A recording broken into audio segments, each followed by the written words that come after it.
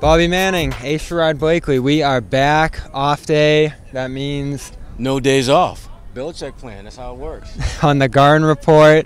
And we got to meet or be reintroduced to Ime Udoka as the Celtics head coach. And I wrote about it for Celtics blog. I'm sure a lot of people wrote about his comments over the last day or so here.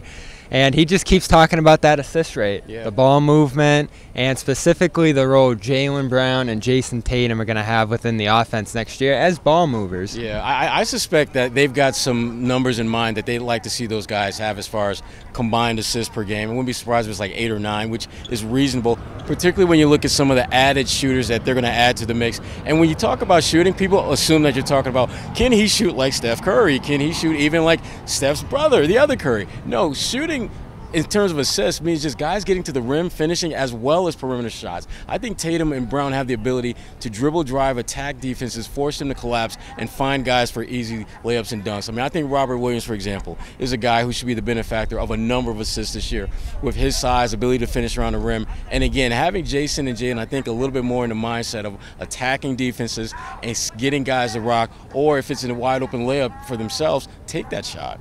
So I've said Jayson Tatum took a big step last year in terms of ball movement, just getting to the spots and finding guys. I didn't feel like he had the best cast of finishers around him with some of the slumps Neesmith, Grant, those type of guys went through. Semi Ojeleye, certainly.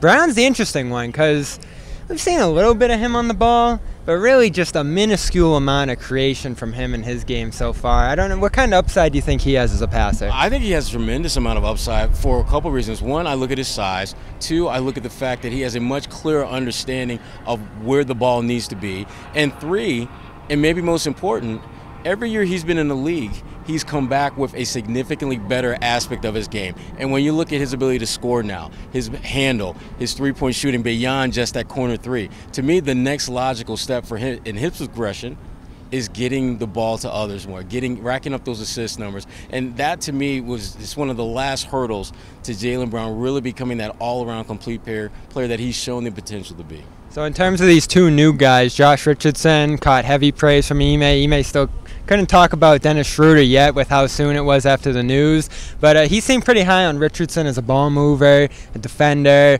and said he's going to get his shooting back up a little bit, which I think is 33% over the last 2 seasons. But what do you think Richardson's going to bring in a ball movement sense and the shooting sense that Ime talked about? Well, I think for one thing, he's gotten a chance to get to know him a little bit better with Josh being out here in Vegas, getting to know the coaching staff and things like that. So that's always going to help. And for Josh, I think it's just situational. I think he's going to be in a situation where he's going to have a number of better looks and not necessarily have as much pressure on him to be a facilitator. He's shown the ability to do that. But when you look at his overall game, he's more of to me, a guy that can be a secondary ball handler. In case your main ball handlers are being pressured, you can just have him. So you see him off the ball more? I do. And I think he's better off the ball because when he's off the ball offensively, that adds to what he can bring defensively. And defensively, I think he's one of the more underrated perimeter defenders. I'm just excited about him and Marcus Smart just going full throttle against ball handlers because they cause major havoc, I believe, when those two are on the floor together.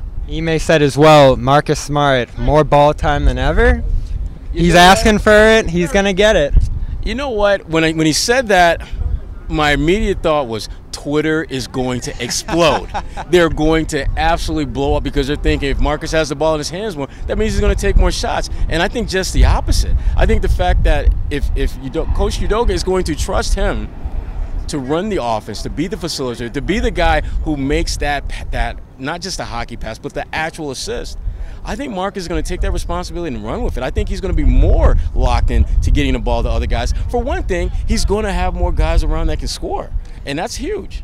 This is the first time since 2015, I feel like, that he's going to be the point guard for the team, like starting point guard every single night. I think that's going to remind some people how good of a passer, how good of a point guard prospect he was coming out of college as, former #1 pick potential guy.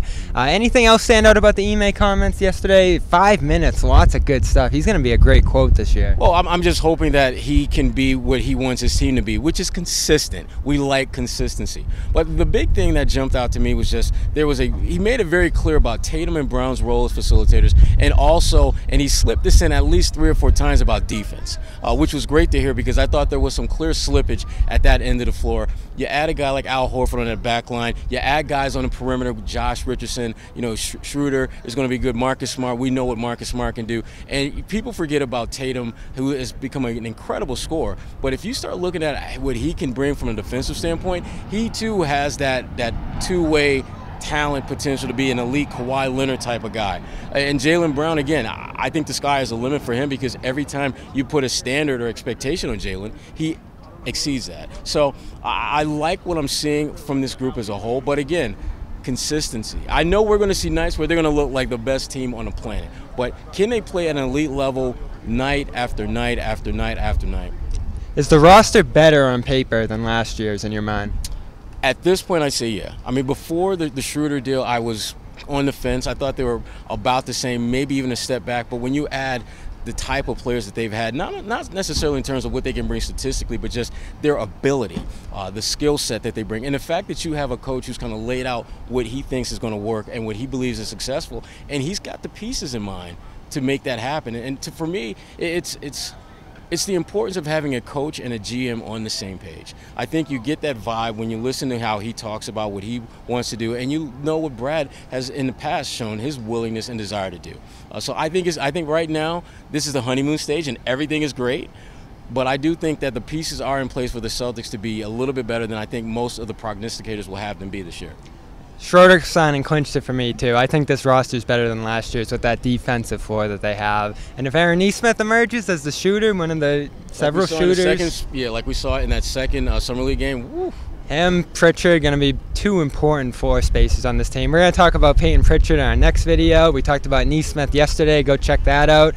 Subscribe to CLNS Media, Celtics All Access. You'll get us post-game after every Summer League game out here in Vegas. Bobby Manning, Sherrod Blakely. We'll talk to you soon.